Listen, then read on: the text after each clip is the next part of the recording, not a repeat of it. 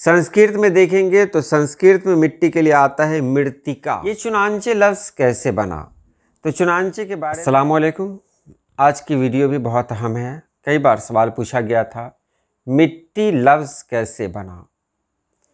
मिट्टी से हम सभी लोगों का ताल्लुक़ है, हम सभी लोग खाकी हैं, मिट्टी से बने हुए हैं, तो मिट्टी से एक लगाव है। तो ये मिट्टी लफ्ज़ कैसे बना है, आज की वीडियो में हम यही जानने वाले हैं। तो चलिए हम वीडियो शुरू करते हैं।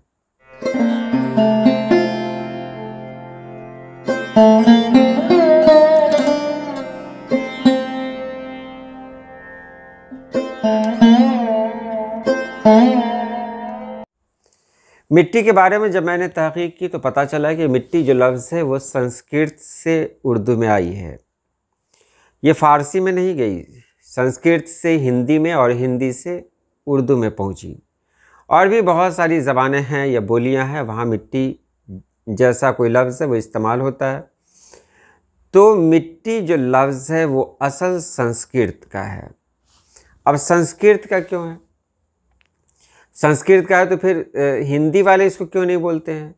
तो बहुत सारे अल्फाज ऐसे हैं जो उर्दू में आए तो उनका तलफ़ुज़ बदल गया, उनकी सूरत बदल गई। संस्कृत में देखेंगे तो संस्कृत में मिट्टी के लिए आता है मृत्तिका। मृत्तिका, मृत्तिका संस्कृत में है। अब यही मृत्तिका थोड़ा सा बदला, ये लफ्ज़ थोड़ा बदला तो हिंदी में पहुंचा तो मृत्तिका ना होकर मृदा हो गया, मृदा। अब मृदा ही वो लफ्ज़ है जहाँ से मिट्टी लफ्ज़ का जन्म होता है। तो मृदा से जो लफ्ज़ बना वो हुआ मिट्टी। अब मिट्टी हमारे यहाँ यानी उर्दू वाले तो बहुत इस्तेमाल करते हैं। फ़ारसी में मिट्टी नहीं है, फ़ारसी में तो खाक है। तो ये कहना है कि फ़ारसी वाले भी मिट्टी इस्तेमाल करते हैं, नहीं। और ये कह देना कि मिट्टी लफ्ज़ हिंदी है तो ये भी नहीं।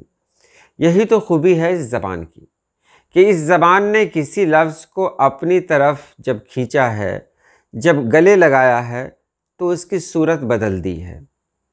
अब जब सूरत बदल दी है इस ज़बान ने तो वो लफ्ज़ किसी और ज़बान का ना होकर उस ज़बान का खालिस हो गया, यानी उर्दू ज़बान का ही ये लफ्ज़ हो गया है मिट्टी। क्योंकि मिट्टी अगर हिंदी वाले भी अब लिखेंगे तो वो यही कहेंगे कि ये मिट्टी उर्दू ज़बान का लफ्ज़ है। तो ये खूबी है मृदा के बारे में, या मिट्टी के बारे में आपने जाना।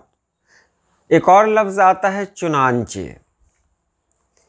चूँकि ये वीडियो बहुत छोटी है इसलिए मैंने सोचा कि इसमें एक और लफ्ज़ जोड़ दूँ, चुनांचे। ये चुनांचे लफ्ज़ कैसे बना, तो चुनांचे के बारे में मैंने जो मालूम किया वो कुछ इस तरह है। चुनांचे लफ्ज़ कैसे बना और क्या मफ़हूम है इसका, इस वीडियो में देखें। तो चुनांचे में पहले हम बात करते हैं चुना की, चे को हटा देते हैं, चुनान। तो चुना में चू माने होता है जैसा, मानिंद। आ माने होता है वह, मतलब हुआ चुना, वैसा, इस तरह का। उर्दू में आम तौर से ये चुनी के साथ इस्तेमाल होता है, चुनीनो चुना तुम्हारे लिए। तो चुनी के साथ इस्तेमाल होता है। बहस व तकरार में भी इसका इस्तेमाल होता है।